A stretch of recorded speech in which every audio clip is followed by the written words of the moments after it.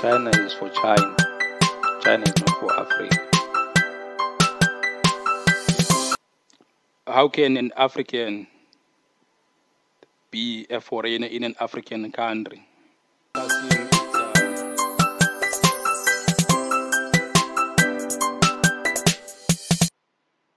To gain mentality, we need to let go of the influence of the West, who were still colonized under white supremacists.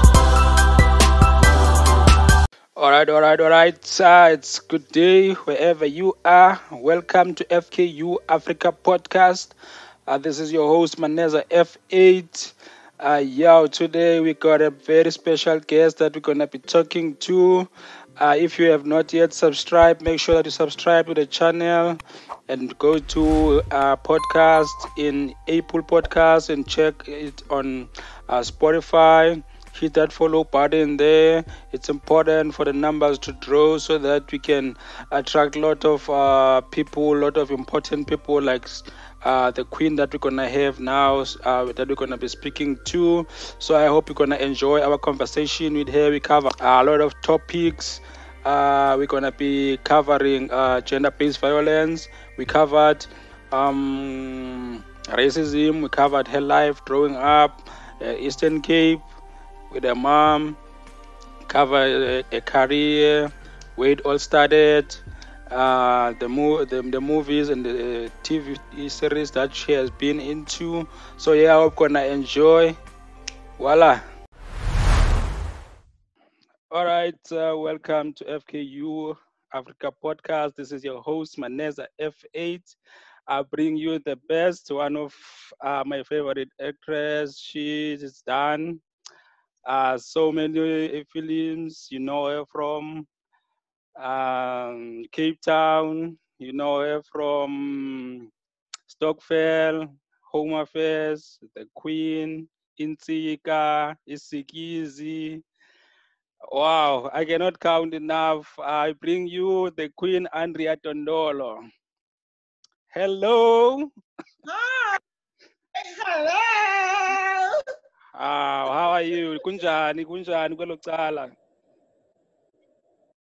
Oh, it's good. It's crazy. As you know, we are all locked down, but we are making do. Yeah. We are making best of the time. And for me, I'm locked down with a toddler. Whoa, the king, the King Iku. How is he though? Yes. He's good. As we're doing this, is actually right next to me, but in the corner. Wow. He's used to this now because I've also been shooting some movies as well. Oh wow. Remote. Yes, and so he knows that when mommy says I'm working, then he sits there and he watches In the corner. his movies. Wow. So okay, before we get into all the good stuff, the nice, the life of you in the movies, where did it all start? Ukulele, where did you grow up? I grew up all over. Wow. I used to say I'm a child of the world because my parents they introduced me into a nomadic life because my mom was, and if you know, in the olden days in the Bantu stands, a nurse would be here for a month or for a year, then the following year they are in another Bantu stand, you know. So yeah. I grew up all over. Literally, I've got a timeline. I can tell you 1982, I was in Lady Frey. 1983, I was in Lady Frey. 1984, 85, I was in Queenstown. 1986, I was in Lady Frey. 1987, I was in Mount Fletcher. 1988, I was in Lady Frey. So literally, that's my life. Wow. I cannot believe that confusion. You come from this nice school, you get to this rough school, you must adjust as a kid. That must be rough. I actually had a similar path also because I was in Eastern Cape, Cape Town. From Cape Town, from Khayelitsha to Makaza, it was almost the same with me also. It's hard to adjust, but I guess you made it. You managed to to get away from that. So how did it all start? How did this film thing start? 1986. Wow. I enrolled as a girl guide. Wow. 1986. So in the nights, they used to do dramas, and they used to be called sketches. Yes, yes. And there was this particular play they were doing. It was called Umenzi. It was about this orphan who grows up with a stepmother and her father, and the stepmother used to ill-treat her. I suppose as well, it was for me the time when I was coming of age, where my empathy came through. Oh gosh, I was watching this play. Literally, this was me. I was like,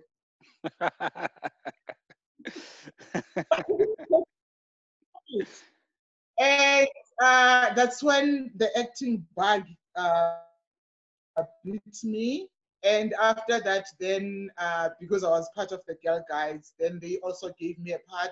I was a pastor, and you know, if you're a pastor, you're supposed to be the one who is healing everybody, you know. And there was this scene where there was a funeral, and I was bawling my eyes out.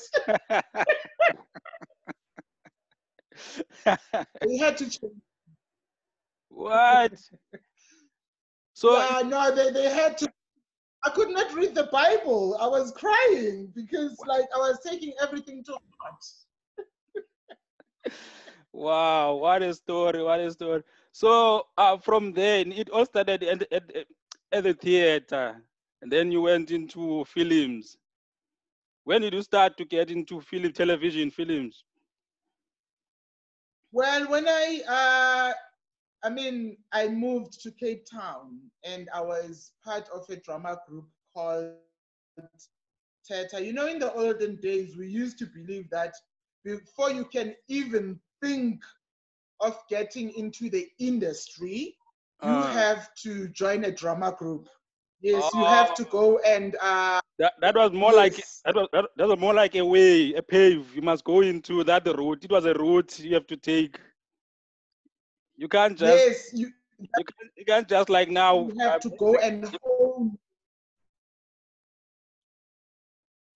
Wow. Yes, you go and learn from those who have come before you. Yes. So there were facilitators who used to come, and then they actually helped me know that I could go and study theater in New Africa. And then after I had studied theater in New Africa, then I went and I got an agent. Okay. And through the agent, that is when then I got into TV. We all want to see our names, yes, written in on the street. Yes, you must. And you see your name there. I'm sure that's amazing feeling. It is, and also just knowing that there is a part that is dedicated for you, that will be written in history as you having portrayed and given life to that character. That is. But I would say my stand-up character is Ayanda. Ayanda is my favorite character. Ayanda Twala in Stokvel. Wow. You nailed that one. Yes. Actually, amazingly enough, when you become an actress, one of the things that you hope for is that one day someone will have faith enough and not audition you. Yes. And actually just say, listen, I've written this part specifically for you. Or when you walk in there, they're like, I've found my person, you know? Yeah. And Ayanda actually, I'm glad it's your favorite. It was one of those characters because the casting director and producer just called my agent and said, listen, I know that Andrea is in your books, and I would love for her to come and to actually think she would love to be part of this ensemble in a sitcom that I'm going to be doing called Stokvel. And, you know, being told that, think about it if you'd like to do it. Wow, amazing. Arrived, you are here, you know? Yes, yes, yes. Would you like to do it? Would you like to bless us with your presence? Wow, that kind of feeling. It was, but then 2 weeks before the shooting was supposed to start, you know, a curveball was thrown my way. Okay. Because I was told the broadcaster wants someone who can speak Sesotho. Proper Oh. Oh. And we have to be diverse as an actor. You have to be diverse. Exactly. And I remember at the time I was busy doing a theater show, you know? Yeah. And I was crying. I'm like, no, they can't do this to me. They can't take my part. They can't do this. And then the company got Magic Hlatshwayo to audition me over the phone, actually to talk to me and kind of get a sense of my language. Because I said, but guys, on my CV, it does say that I do speak South Sotho. Yes. So why now are you making it difficult for me? And yeah, he called me. I've got utmost respect for him. He called me and we were just having a chat, like you and I having a chat now. Yes. And he insisted that and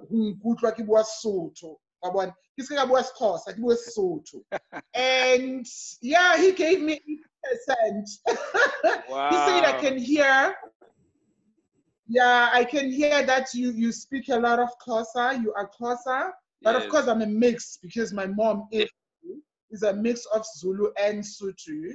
Okay. So that's where I get my Sotho from. All right. So he gave me % you know. Nice, nice. So in a way, you are trying to tell us that these challenges as an actor would come your way where you are liked by the cast and you are liked by the director, but then you must face the music, the language barriers, and also in some instances you must sing, in some instances you must dance. So you must be a full package as an actress or an actor. That's what we are telling us. Yes, you definitely have to be diverse. And that is the beauty of theater because theater stretches you. It allows you to discover, you know, facets of yourself that you never knew existed. You will be thrown into a musical, and especially if you were doing theater kokasi, you know, you do everything. In one scene, you're a mother, in another, you're a father, in another, you know, you are a toti. Yeah. Allowed. I know. Yes. So I've been in one of those also as when I was growing up, doing sketches and stuff. It was nice because it just took me out of myself. I just become someone else, and it was riveting. But I struggled when it comes now to reading and memorizing stuff. So that's why I thought, no, this is not for me because I cannot memorize for anything. So many lines. I was like, no, I can't get it. And we were supposed to go to we were gonna go to what is this place? Dramstown Arts Festival. So we had to memorize. We had to memorize a play for that, and I couldn't. I just quit. I said no, no, no, no. This is not for me. So I know how hard it is to act. How hard it is to to juggle between the strips, going from this strip to go to that one, and you must memorize them, make sure that the lines come right, and act them at the same time. Wow, you are doing a very hard job, I must say. So can you tell us about the award? What is it? Golden Horn. When did you win that? Well, the Golden Horn Awards, I was not expecting it. Of course, you do dream about it, but Of you don't course, really yes. expect. You wish you could get that recognition because somehow someone will see it and someone will give you due diligence and credit because you've got it. So Yes. it was for the best supporting actress in an ensemble for Ayanda. What? Yes. Wow. I thought it was for Home Affairs. No, darling. No, my love. Wow. It, I feel so good about it. I feel so good. exactly. And for me, I have utmost respect for Ayanda and everything that she has given me because she taught me so much about myself and Of about course. my abilities and my and putting me on that pedestal and that stage where I could be recognized, for the work that I do. It was so amazing. And of course, after that, I was also then nominated again, but I did not get that one. But I mean, getting this one, there's other awards, but in terms of the soft awards, The soft, that yeah. one was the one. Yes. Yeah, that was the one. Yes. It's like a certification for us as a developers. I'm a web developer, so if I got a certification for a certain language, then I know that yeah, I'm me. I'm doing it. So like that award is a certification of yes, they actually see me. Yes. Exactly. Wow. So how was acting in Home Affairs? Home Affairs became really big, and it was a very sad story, too much emotions that went to it. I was a little bit of a kid back then, but I, I was vibing with it emotionally, and I could see the challenges that were there. They were more like the life that we were living because I was living in the same situation in the shacks and all that. So how was it acting there? Because your side of acting was like uh, there in the suburbs doing what we were doing the weddings and stuff, right there. I was a planner. Yes, we were doing the weddings. I remember, and it was on season 2, right, when you started together, or season. No, actually, let me tell you something. uh Do you know that character Vuyo is uh partly based on my life? Serious? Yes. Wow. Which part there is it about your life really though? Well, 50% of it, Wow. because a lot of people do not know that I grew up as a sports champion. I used to throw discus, hammer throw, and shot put, and I was big in those spaces. Yes, yes. I have accolades from UWC as the best track and field athlete of the year, darling, for 1995. Yes. Wow. Amazing. Amazing. Oh. Yeah. So actually, what happened is that again, the producer, she said, Andrea, there's something, because I've always been a storyteller. She Yes. said she invited me to actually come and be part of the development team for Home Affairs. So I was part of the development team conceptualizing Home Affairs before it was even recorded. Yes. Wow. And we Wow. were given the treatment and we're told, okay, come up with characters. And I was sitting, at some point, you get to that point where you're like, oh, there's something that's, that's coming. It was during break time. And I started talking about my story as a sports champion that a lot of people do not know about. Mm. And the producer was like, yes, Andrea, that's the story that I want. Yes. Leave what you were writing. That is the story that I want. And the rest is history. Had it not been that I had already grown beyond, the size of the character and the physique.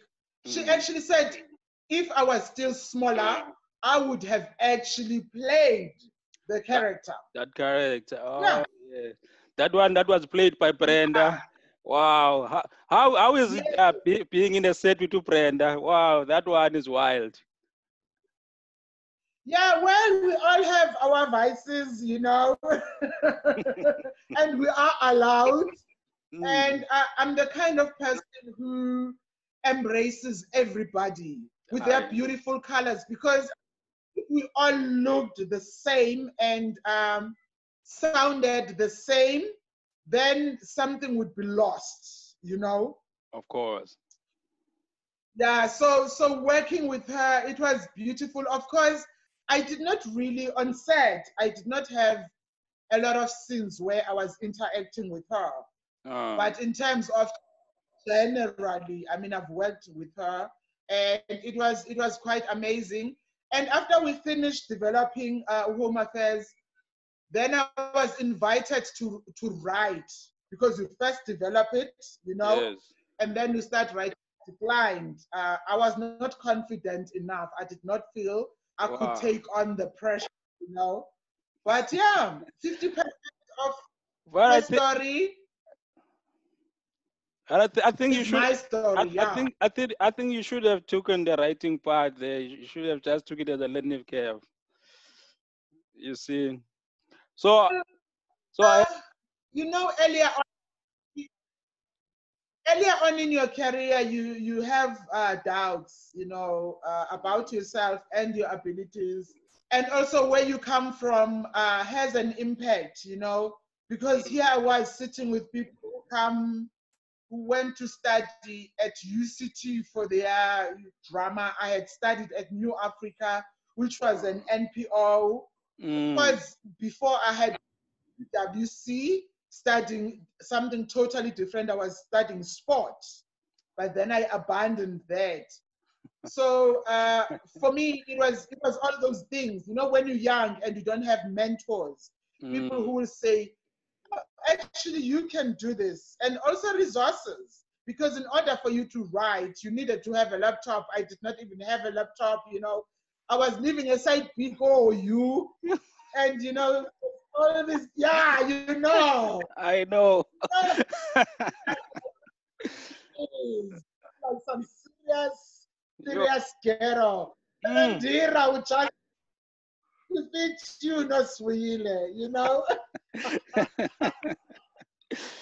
Yeah, I think the time is gonna get us. The time is gonna let's just talk about something else now. Let's talk about this string of gender-based violence that is happening. What is your feeling about this trend that is starting now to pick up? What do you feel about it? Actually, funny enough, going back to Vuyo, my journey with doing sport, it was because there were guys who had threatened to rape me, Wow. And that is when I started doing bodybuilding and weightlifting. Okay. Yeah, and started doing sport because I needed to strengthen my muscles and mental capacity. I even went as far as leaving home, which is a little C, to go and live with my dad. I had to go into exile, running away from this group of guys who had made a pact that they were going to rape me, Wow. So for me, I get triggered. I get triggered because I realize that it's something that's always been there. It's not only coming up now just because we go and march, we do all these posters, and now also with social media, it's easy for me to make a video and voice out my feelings. It's always been there. I And I know. was having a conversation with one of my, and we're talking about how ingrained it is in our DNA, the lessons that we grew up with as women and men, as boys and girls, the culture, the indoctrination in terms of how you as a woman are supposed to grow up, how you as a young man are supposed to grow up. They are flaring up now because this current generation, Luvutondaba, everything now is coming to the, it's that time where everything is just, it's been simmering, it's been boiling, it's been there. I even remember when I was pregnant with my son, my baby daddy made a very disturbing comment. We did not have cool drink because I was already in Pretoria and we went to Cape Town. And we did not have drink, because we were not staying in the house. We just come in, I do an event, and then I would come back to Pretoria. And he made this connotation that it was okay for a woman, a pregnant woman, to be running around even in the dark. He said, I must go and get the cool drink. And I was like, no. He said, no, go stretch your legs. In the olden days, a woman would be walking with a bundle in her head and a baby on her back and bags on her arms, and the man would be walking just holding a stick, and it's okay. And he even went as far as saying pregnant women in the olden days, if they were too cheeky, the women used to discipline them physically. What? I'm not kidding you. Wow. And that's my baby. What is that mentality? What is that mentality? Why do we have to make us into that? Because I know we are not that. Men are not taught to be that. I come from villages. We had grandfathers. We had fathers, and we were taught how to protect women. Because I was living in a situation where we had some kind of a royal situation. So the principles of a man were outlined very very clear on how a man supposed to act, how men supposed to protect the woman, how men supposed to provide for the woman.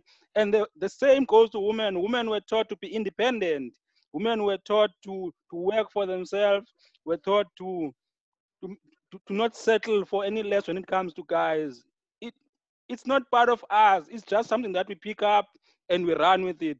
It's not part of who we are as Africans, and even Xhosas. We are not raised like that to be ambiguous and machinistic and going around hating women. I don't support this thing that it's our culture. That's not our culture. Our culture is not like that. It's just something that is happening with these young bloods now, with these guys. It's just that the matter of they cannot stand when women are prospering further than them, and they see them as something that they can do anything with it. You see, I don't understand really. I'm getting worked up now. I'm getting worked out. So yeah, when it comes to that point, I'm really shocked. I'm really shocked what we are saying.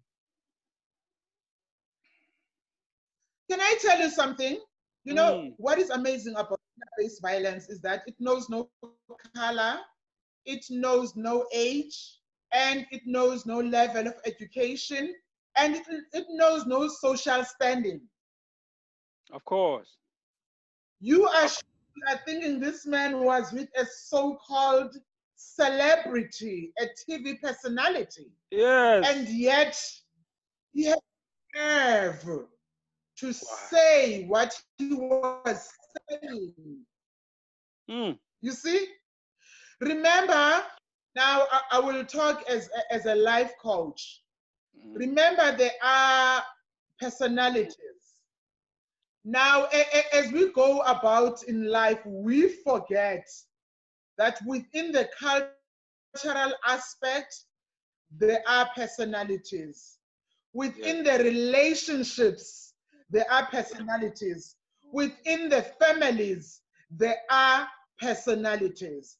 Now, those are the ones that go on and dilute, you know, everything that is good that is taught by society. So it's not supposed to be one layered conversation, you know. Yes. Because someone, if we use the blanket approach, then we are going to miss it.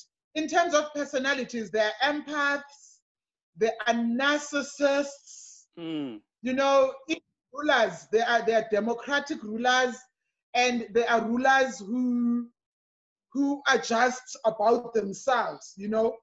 So all those different elements, when you lay them down, you have to separate the issues, you know. That is why, as much as I am an activist and I speak out, I do not use the blanket approach, because at the same time, as a woman, I want you as a man who is not prone to being an abuser to feel comfortable and safe to engage with me. Yes. You must feel that all women are taking men as these criminals, as these monsters. No, it's personality.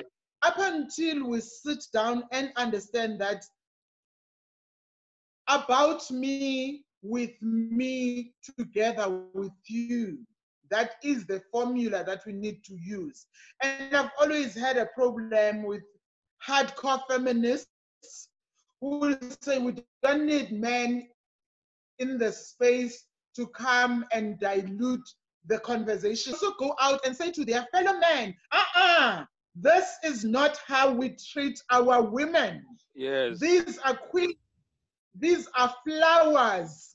This is not what we were taught to do to them. Up until we get that into us. Because, for instance, now there is the case of this young lady who was pregnant. And it's been discovered that the heat was put out by a woman.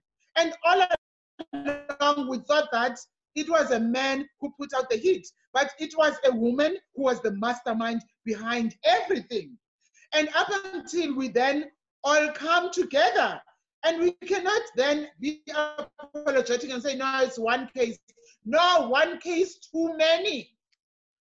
That's enough. We have also to say, we must act on that yes, one. Exactly. The same way that we become harsh to men when we want to put them, you know, on the right path. The same way that we must bring the woman and say, come and account. Icon. We cannot be busy always putting blame on men, while at the same time, you know that your narcissistic behavior and your insecurities are making you to hide behind what is happening. So it's a debate that one needs to be very open-minded about and very sober-minded to be able to be part of it. Otherwise, you will miss it, you will lose it. We will lose men like you who have values that are aligned with ours, because everything is about alignment. Everything is about congruence. You are talking to me at this moment because we have an understanding. Our energies, they gel. We feel that we can have a conversation that is civil enough, even if we differ. We differ within the parameters of respect and understanding that diversity is the salt that gives taste to life. Amen. Wow. Amazing. Diversity is the salt that gives taste to life. Wow. You couldn't have said it better, anything better. So yeah, before we get to the end, let's just talk about a little about the Black Lives Matter situation, the violence against Black people all over, and these issues of racism and stuff. What is your take on these situations?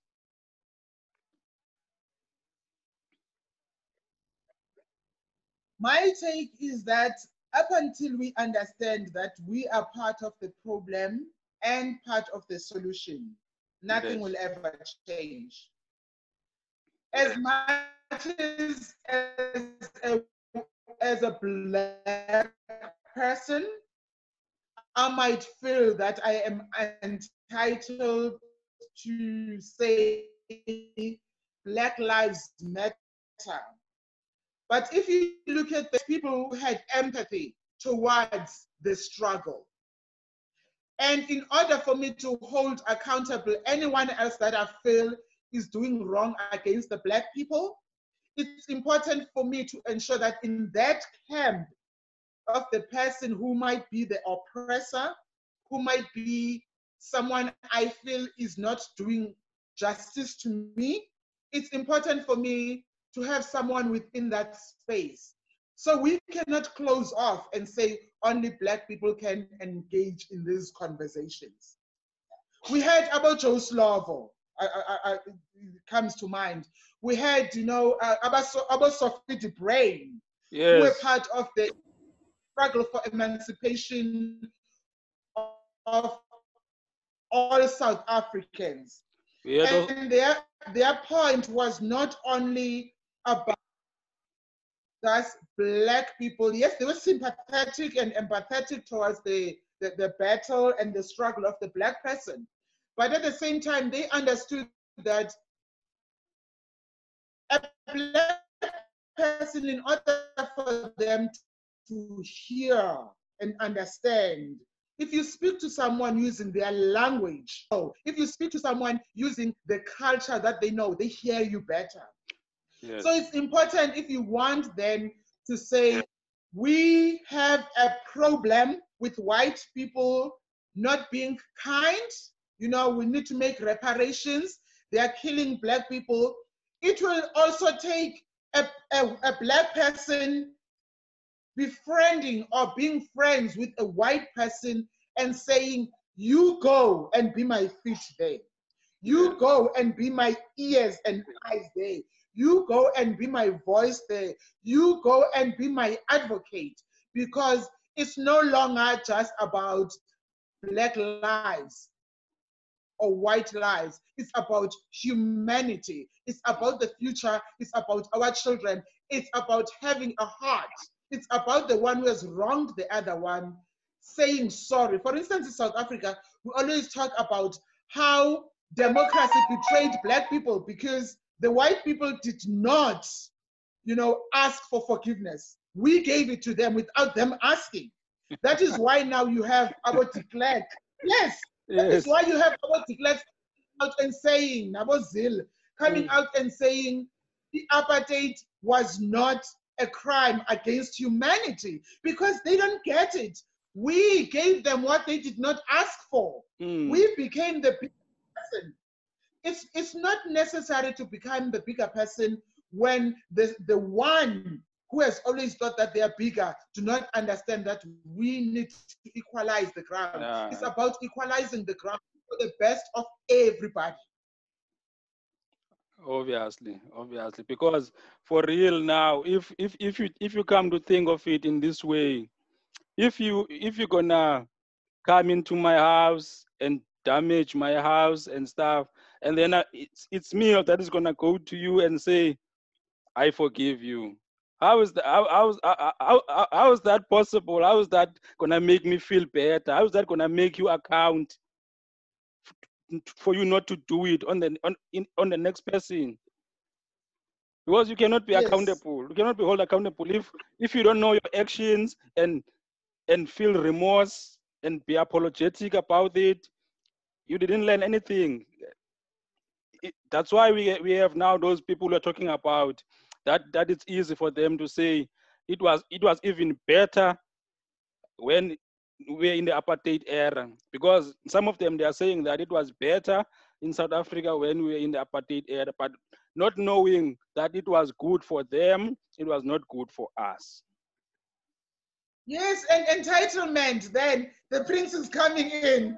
Oh, here's the prince.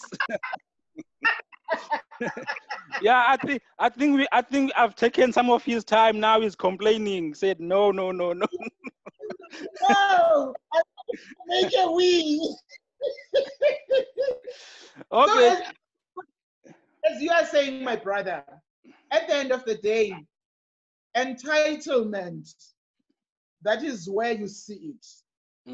That is up with it, will continue to perpetuate it, because they feel every time someone has to do something for them, they are owed something.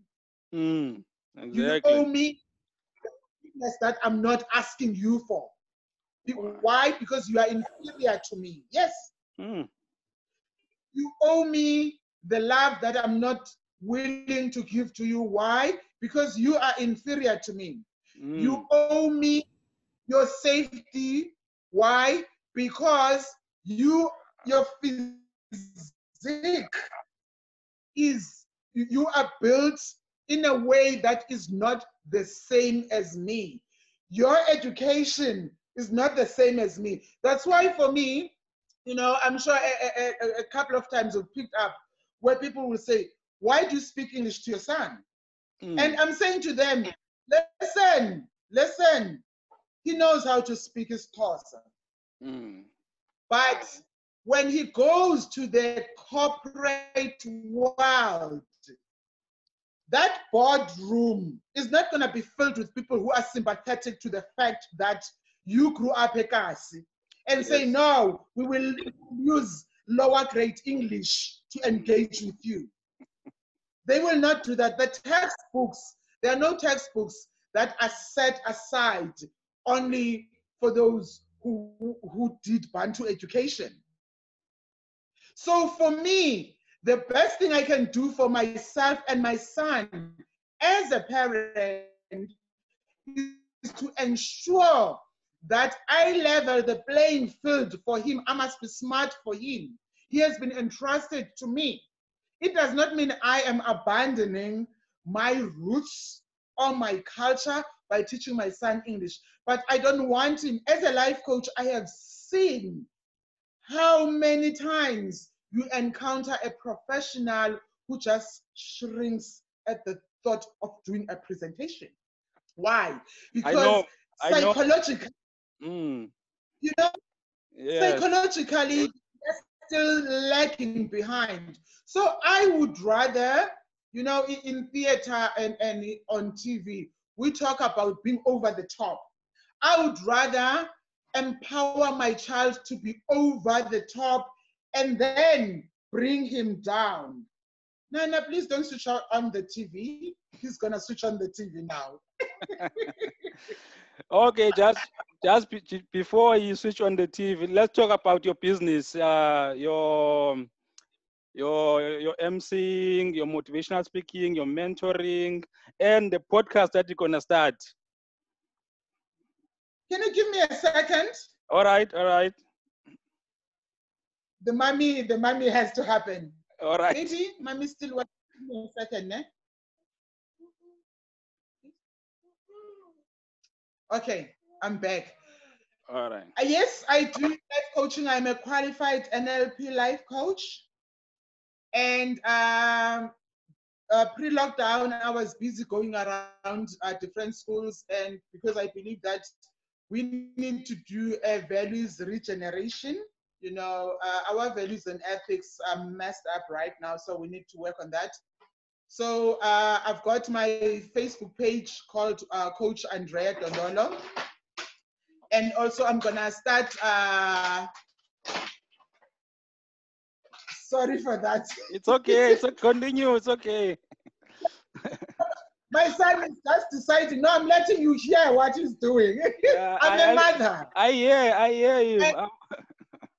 Yes, And also one thing you must also know about me now, at this stage in my life, I'm not apologetic about being a mother. Yes, you shouldn't. Yeah, even if this was a live TV interview, I would say, please, can I attend to my child? Of course. Because I am, those are that's part of my journey. That's part of who I am. So as I was saying, I'm a life coach and I'm a qualified NLP life coach. And I do a whole lot of businesses, as you know. Currently, I'm doing PPEs, and as well, my book it's meant to come out in July. I think I might move it a bit later. My memoirs. Okay. It's called Growth is Inevitable. Growth is Inevitable. That is the title, and I've been asking people to pre-order so that I ensure, that they get it. And as well, count me in. Count me in. I want it. And I've got my website. It's www.andreadondolo.co.za. And that's me. That's what I do. And I'm into empowering people, not only the girl child, as you have seen that a lot of projects are about empowering the girl child, but also the boy child, because some of the societal ills that now we are dealing with are because we have abandoned the boy child. I don't care who says what. We cannot abandon the boy child. We must embrace him. The boy child is going to become your problem to the girl child. Exactly. So we must level the playing field. For instance, people never understood when I bought my son a doll. I'm talking not just the figurines. You can see there's a figurine popping up every once in a while here. Not the figurines, but a doll. Because I realized we're going to lockdown and I needed him to have a friend and also to kick in his empathy. And right now, he understands that we have to take care of our friends. We have to take care of everybody. And in terms of the podcast, yes, I'm learning a lot from you. I have to credit you. Yes. You are going to be teaching me so much about what I need to. Okay, he's in. Yes. Yes. Yes, he's right here. He's like, you've taken enough of my time now. Yes, it's my time. Yeah. So what do you want your podcast? I'm gonna do the podcast and sorry. What do you want to the direction of your podcast to be in? What do you want to be about? Your mentorship, your life coaching things, or just social life? What do you want it to be about? Well, I've always been a broad person, and if you're talking about mentorship, you're talking about social issues, issues, a whole lot of issues. For instance, right now I'm sitting with topics. If you go to my coaching page, you will find every week I've got a topic that I tackle that speaks to a situation. No, I've seen it. I've been there. Into the so it's going to deal with that because I cannot run away from the fact that I am a diverse person, but of course I need to streamline so that I do not lose myself and I do not lose my audience. So it's going to be mainly focusing on the coaching because that is the growth aspect that I'm focusing on now. I feel in that space we are needed, healers are needed space. So I am embracing that space. Nice, wonderful. Thank you for embracing us with your presence. I'm sure this is gonna be one of the best episodes because you are bringing so much positivity, so much love. I feel so loved now. Thank you very much. Thank you. Have a good one. Hey, little one. All right, folks. I hope you did enjoy that episode. I hope you learned a lot from her, as I did. I continue learning from her. And yeah, we did talk about her podcast that she's gonna be starting. I'm gonna be coaching her on that. Make sure that you look out for that podcast. That I will give you the details when it's up and running. Her book is coming around October, I think September or so. But I will keep you posted on that one. Make sure that you follow her on Facebook, Andrea Dondolo. I'm not sure if she's on Twitter, but I will find out and let you know. If you have any questions about her, make sure that you hit with the comments and leave the comments there so that we can engage with you and engage her so that she can answer all those questions. Thank you for watching. Fikiria kwa undani. Ndugu, asante. Tamaku.